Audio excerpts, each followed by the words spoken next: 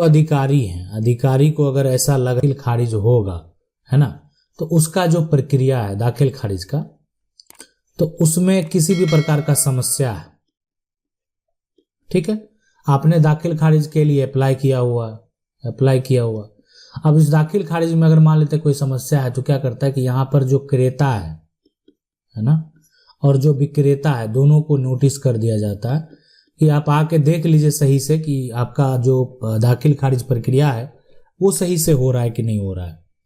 या जो विक्रेता है, बेचने वाला है, अगर संदेह है तो एक वेरिफिकेशन के लिए नोटिस किया जाता है। अगर किसी प्रकार का कोई दिक्कत नहीं है तो दाखिल खारिज हो भी जाता है। लेकिन अगर यहाँ पर विक्रेता नहीं जाएगा तो क्रेता क्या करेगा, ठीक है, क्रेता के पास फिर एक विकल्प बचता है कि अगर दाखिल खारिज उसका रिजेक्ट हो गया तो फिर वो अनुमंडल में जो है उसके लिए अप्लाई कर सकता है, उसको चैलेंज करने के लिए कि आपने खरीदा है और आपके साथ जो है जो विक्रेता है अब सही व्यवहार नहीं कर रहा है। आपको जिला में जाना होगा, कहीं से आपको जो है जैसे ही आदेश प्राप्त होगा तो बिना उस व्यक्ति जो विक्रेता है उसको गए ही, अब वहां भी नहीं जाएगा, उसको नोटिस वहां से भी भेजा जाएगा, उस पर केस किया जाएगा। अब वहां से भी उसको नोटिस आता है, नहीं वो जाएगा तो आपके पक्ष में फैसला हो जाएगा। दाखिल खारिज तो होना ही है जब विक्रेता ने जमीन, अपने हिस्से की जमीन को बेचा है तो। हाँ, अगर उसमें किसी प्रकार का विवाद है, गलत तरीके से जमीन बेचा है, तब उसके लिए मामले अलग हो सकते हैं, ठीक है। लेकिन यहाँ पर आप जो है, जो अधिकारी हैं, जो तहसीलदार हैं, आप उनको आवेदन करें, ठीक है, और आवेदन में इस बात को यहाँ पर सूचित करें कि जो विक्रेता है वो आने को तैयार नहीं है। सवाल है ये करें कि बड़े भैया एक सवाल है आपसे कि हम अपने दाखिल खारिज के लिए आवेदन किया था, लेकिन पेशी में तहसीलदार ने क्रेता और विक्रेता दोनों की पेशी में बुलाया है, परंतु विक्रेता पेशी में जाने से मना कर रहा है और नहीं जा रहा है, तो क्या दाखिल खारिज हमारा नहीं होगा? इस स्थिति में क्या हो सकता है, कृपया बताएं। भूस्वामी पेशी में नहीं जा रहा जबकि तहसीलदार ने हम दोनों को बुलाया है, ठीक है, तो नहीं जा रहा ना, तो इसके लिए आप एक आवेदन तहसीलदार को दे दें कि वो जो है जाने को तैयार नहीं है, ठीक है, और आपके साथ जो है आप उनको नोटिस करने के बावजूद जो है वो आने को तैयार नहीं है, और ठीक है, फिर उसके बाद जो है तहसीलदार को जो भी लगेगा, ठीक है, उसके आगे वो प्रक्रिया कर सकते हैं। हो सकता है कि आपका दाखिल खारिज को रिजेक्ट कर दें, या हो सकता है कि उस पर एक्शन ले, वो खुद जाके जो है उस एरिया में विजिट करें, उनका वो भी कार्य होता है, ठीक है, कि आखिर वो व्यक्ति क्यों नहीं आ रहा है, क्या कारण है। तो इसीलिए जो है ये प्रक्रिया आपको करना है। अगर मान लेते हैं फिर आपका रिजेक्ट हो जाता है, फिर आप अनुमंडल में जाएंगे, जिला में जाएंगे, वहां से आपको डिग्री आदेश प्राप्त होगा, उसके बाद दाखिल खारिज होगा। सवाल है सर, मेरे दादा ने जमीन बेची थी, प्लॉट नंबर 373 और उसके बगल में 374 प्लॉट भी है, पर जिसने भी 373 खरीदा वो 374 को भी, देखा 374 प्लॉट, वह भी जिसने 373 खरीदा उसको भी कब्जा अगर कर लिया है, रसीद आप लोग कटवा रहे हैं, तो आप क्या करें? सबसे पहला काम एक तो करें, उस व्यक्ति के खिलाफ FIR दर्ज करा दें, ठीक है, पहला काम ये करना है आपको। दूसरा काम क्या करना है कि ये काम करने के बाद जो दूसरा होगा कि आप SDO SDM के पास जो है ना भी आप एक आवेदन दे दें, ठीक है, आपको ये काम करना सबसे पहले। दो काम मैंने आप बाद में आपको सिविल कोर्ट अगर मान लेते हैं व्यक्ति है नहीं मानने को रेडी है, अब आगे प्रक्रिया जो है अगर करने की जरूरत है तो फिर आप जो है आगे सिविल कोर्ट जाएं, लेकिन पहला काम और ये दूसरा कार्य आप जरूर करें। SDM के पास आवेदन दें, उसको नोटिस जाएगा कि आप जमीन जब वो 373 प्लॉट नंबर खरीदा तो 374 को कब्जा करने का अधिकार उसके पास है ही नहीं, वो क्यों कर लिया, किस आधार पे किया, उसको जवाब देना पड़ेगा। सवाल है कि कोई जैसे 3 भाई है, छोटा भाई का जो मृत्यु हो जाता, बड़े भाई में जो है 2 बेटा और दूसरे भाई में 1 बेटी है, ठीक है, तो उसका अंतिम संस्कार भी दूसरे भाई ने किया है, छोटा भाई का हिस्सा किसका होगा? बड़े भाई का कहना है कि 2 हिस्सा मेरा होगा क्योंकि तुम्हारे पास बेटी है और बेटी का कोई अधिकार नहीं, कैसा होना चाहिए? देखें यहां पर बेटी का जो अधिकार होगा, है ना, बेटी का जो अधिकार होगा, अधिकार की अगर बात करें तो जितना इनका जो पिता का, ये बेटी की हम बात कर रहे हैं, इनका जो पिता का जो भी हक होगा, पिता का जो भी हक होगा, मान लेते हैं इकलौती बेटी है तो पिता का जो हक होगा, पिता का हक वो ही बेटी का अधिकार होगा।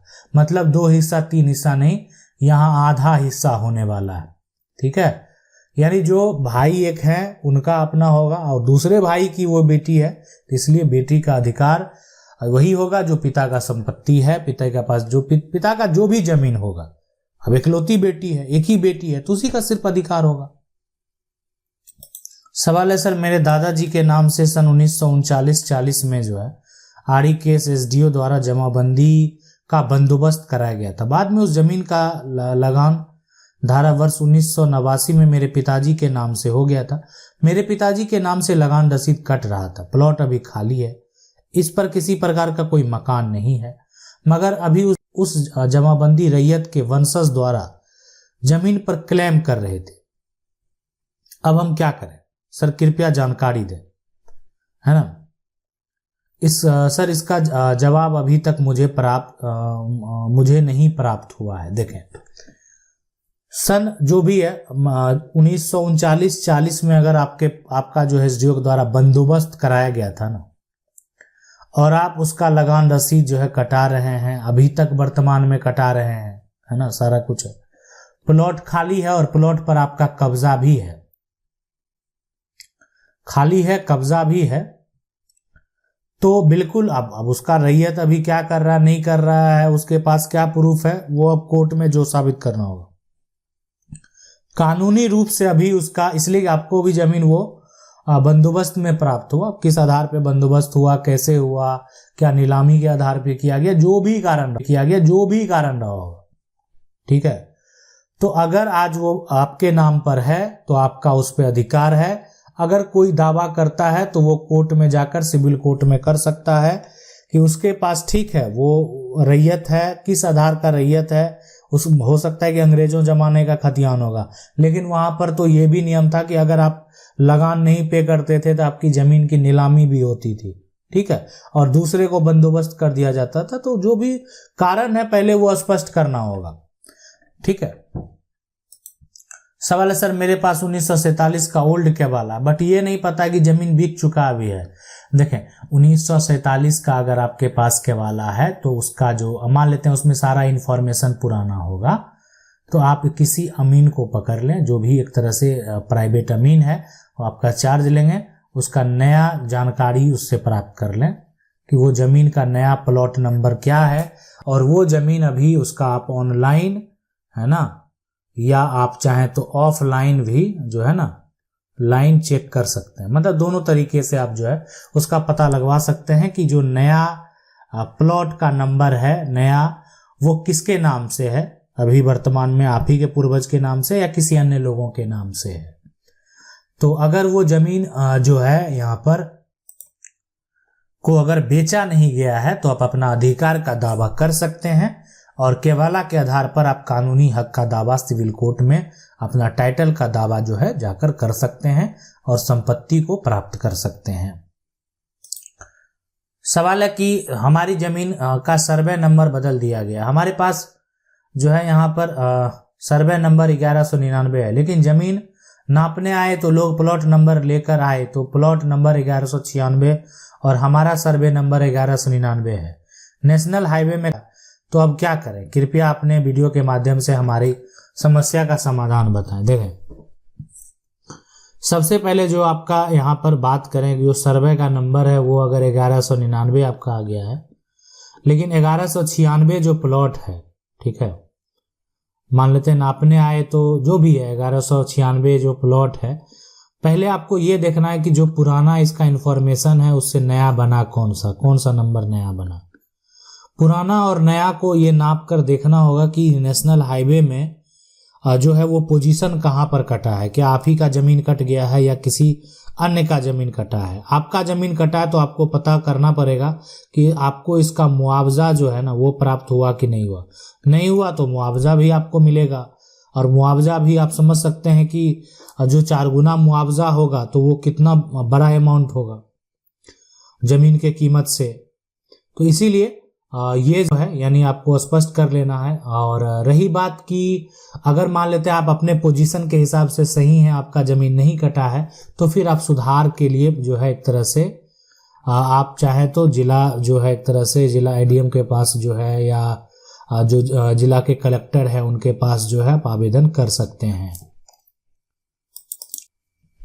सवाल है सर, मैं हरिद्वार से हूं, मेरे परिवार का झगड़ा पड़ोसी से मकान के छज्जे को लेकर हुआ, जिसमें मेरे परिवार वाले वो छज्जा गिरा दिया जो रास्ते में आ रहा था, जिससे आने जाने में परेशानी हो रही थी। अब उन लोगों ने मेरे परिवार पर आरोप लगाया कि आईपीसी की धारा 147, 48, 49, ठीक है। मैं यह आरोप बिल्कुल झूठा है सर, इसमें बचाव के लिए सुझाव दीजिए। देखें, अगर आप इसमें अपना बचाव चाहते हैं ना, सबसे पहली बात, ठीक है, तो आपको अपना पक्ष रखना पड़ेगा। देखें, ये सब एक तरह से बेबुनियाद आरोप हैं, मतलब किसी अपमान करने का। मान लेते हैं जैसे 504 है, 148 है, जिससे कि मान लेते हैं कोई तरह का दंगा हो गया, कोई भी धारदार हथियार से जो है एक तरह से किसी पर उसका प्रयोग करना, तो ये सब धाराएं देखें बेबुनियाद लगा दिया जाते हैं। अब अपना पक्ष अपने वकील के माध्यम से रखने का प्रयास करें। आपको जो है किसी तरह का कोई, आप अपने जगह पर अगर सही रहेंगे आप रखेंगे, और आप अगर आप अपने जगह पर सही हैं तो आपको किसी प्रकार का कोई भी, और आपने किसी प्रकार का कोई लड़ाई झगड़ा मारपीट नहीं किया है, तो आपको डरने की कोई ज़रूरत नहीं है। आशा करते हैं वीडियो अच्छा लगा होगा। वीडियो को लाइक जरूर कर दें। चैनल को पहली बार देख रहे हैं, सब्सक्राइब करके जो बेल आइकन है उसको जरूर दबा लें। मिलते हैं अगले वीडियो में, तब तक के लिए जय हिंद।